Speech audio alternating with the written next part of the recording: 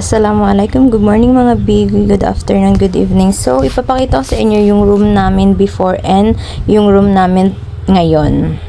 So, ito yung nag-aayos na ako. So, medyo makalat pa kasi hindi pa ako tapos mag-ayos dito, B. So, hap-hap pa lang ang naaayos ko dito.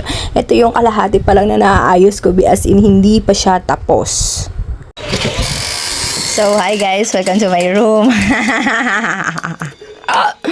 So, this is my room today and after the day. Just kidding. So, ito nga po pala yung room ko ngayon. So, dati kasi yung room namin ay room, ano ba yun? Yung kwarto kasi namin, as in, ganito lang siya. Tapos, puro sulat. Yan, sulat. Sinusulatan ng anak ko yung mga pader. So, dito sa side na to is hindi ko siya nilagyan ng sticker.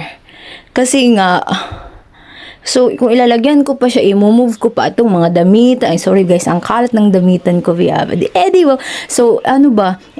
Kung didikitan ko pa siya yan, so, kailangan ko pa i-move to. So, it's okay lang naman kahit hindi na yan. Sa susunod na lang yan. So, ang ginawa ko, naging Bisay accent na.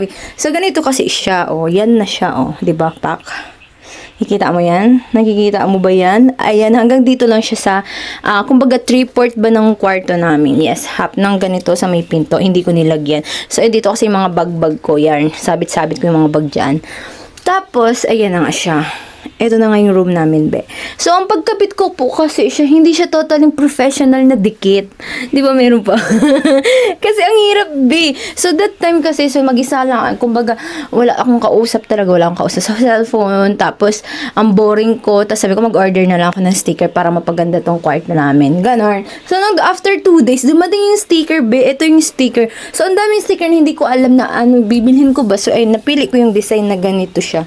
Ayan, dinikit ko. Before naman, as in half lang, hanggang dito lang, tapos dito lang ang nalalagyan ko pa lang.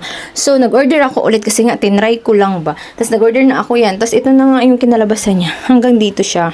Sa may pagitan ng bag. Tapos, sabi ko, pati wall gusto ko. Kasi ang pangit ng wall ko talaga, nakakainis kapag nakatitig ako sa taas. Tapos, ay, nagbumuni-muni ba. Tapos, ayun na nga, bumili ako ng ganito. Yes. Wait, bumili ako ng classic design na ganito. Kaso nga, ang problema, yung paglagay ko talaga may lubak-lubak, Di ba? Yung, hindi siya pantay kasi hindi ako professional. Tapos, iisa ko lang gumawa. Ang sakit sa leeg, B. Totoo, ang sakit sa leeg. Tapos, ayun na nga. Hanggang sa, ayun na, natapos ko na siya. This is the finished product. Di ba? So, ayun, natapos ko na siya, B. Ayan. Pati doon, hanggang doon sa wall na yun. As in, buong wall. Yun nga lang, may mga ganito na siya. Pero okay lang yan. Ako lang naman, at saka yung anak ko lang naman na nag-stay dito. Minsan si Papa natutulog dito, ganun. Sila lang naman. So, this is my wall room. Di ba ang cute lang niya? So, may electric fan pala kasi kami. Kasi nga, minsan lang namin po ginagamit tong, itong feeling rich kid namin.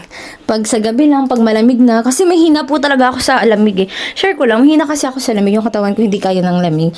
Tapos, yung bed namin before is pag ganito siya, pahaba. So, pinalitan ko na siya hanggang dito. Tapos, medyo katabing lang yung ref na maliit ba. Pero okay lang yan. Di ba? Di ba? Ang cute lang. Kumbaga, share ko lang sa inyo kasi ang cute lang ba, be? Nakikita lang ako sa room namin. Tapos, tignan mo yung bedsheet ko, be. Purple yan. Purple yan, be. Dark purple. Tapos, sila bubu. Diba? Tapos, yan. This is my pillow and Sinja's pillow. Yes.